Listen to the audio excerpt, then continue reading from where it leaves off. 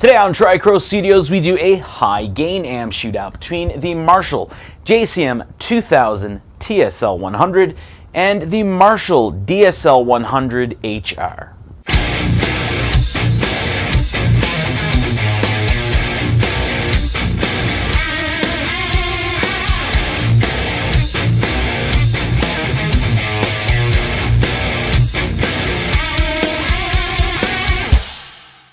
I'd like to reiterate here that this is a high gain amp shootout, so you're not going to hear any cleans or any breakups.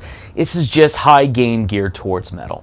I've also made the decision to boost both of these amps. You wouldn't normally do that, they don't require a boost. However, when I was A-Bing the recordings, it sounded better with a boost. But I do have two sound samples for you today, the first of which is a more balanced EQ setting in drop C, whereas the second one is a little bit of a scooped setting in drop B.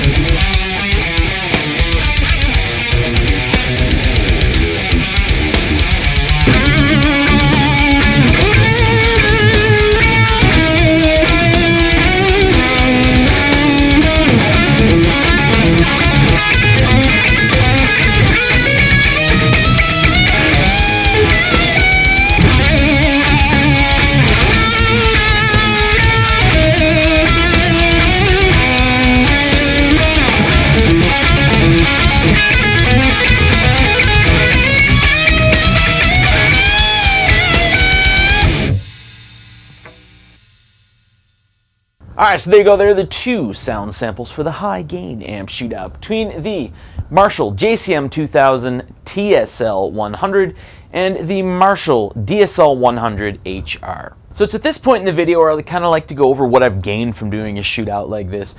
And I kind of had some idea of what I was going to hear because in a roundabout way, the DSL 100 HR, it's not necessarily an updated version of the TSL 100. It's an updated version of the DSL series. It's the EQ is shared. There's an extra channel on the DSL, and the TSL has individual EQ controls and such. Also, not that you would use it in high gain unless it's on like kind of a lead setting, but the TSL here has spring reverb where the DSL 100 HR has digital reverb.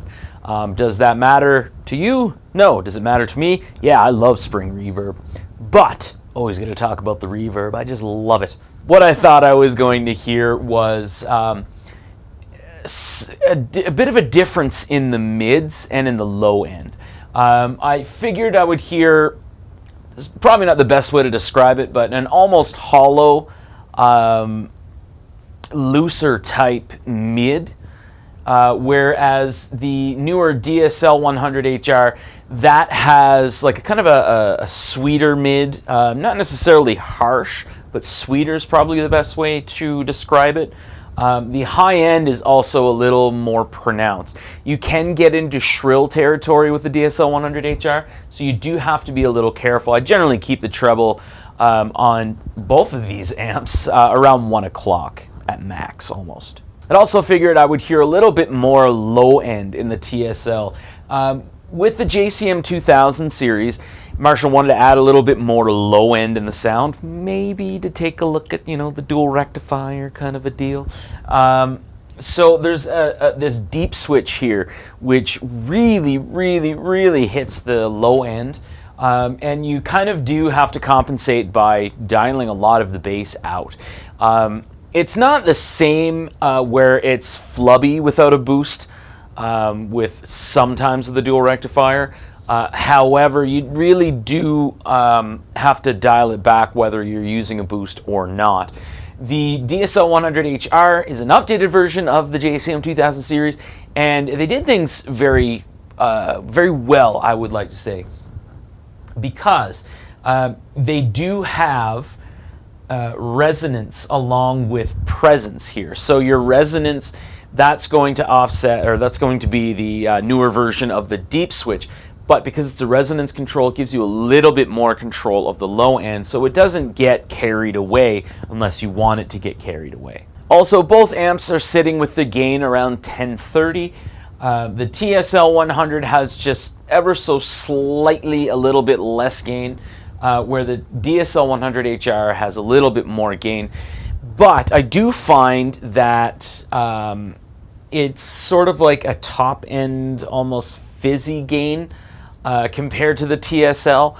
The TSL is a little more balanced and a little more structured, where again, the DSL 100 HR, it easily can go into fizzy gain territory.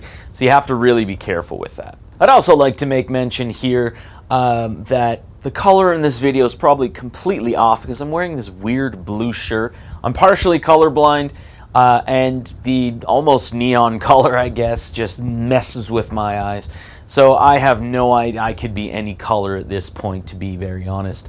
And also the other thing I want to address, my Gibson Les Paul Traditional, I've been putting off doing a little bit of maintenance on it. I want to get rid of the locking tuners. I'm really just not... There's a little bit of an odd vibration when it comes to locking tuners, I'm starting to find.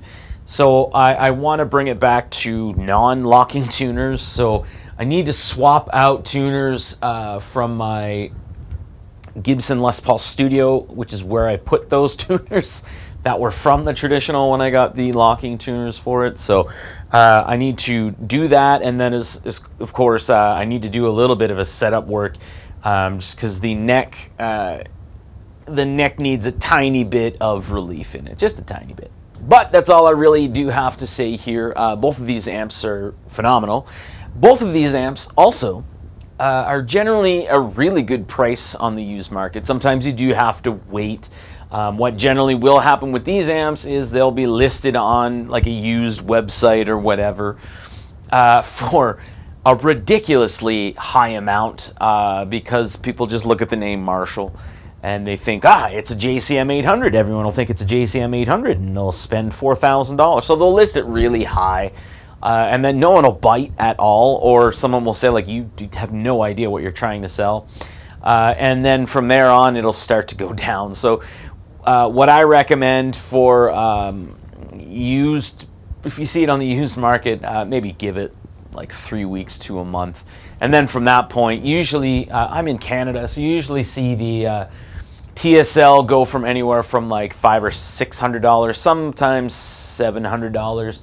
And the DSL 100, just about the same, like between $600 and $800 maybe, I would say, just because it's a little newer. Anyway, that's all I gotta say now. Thanks for watching.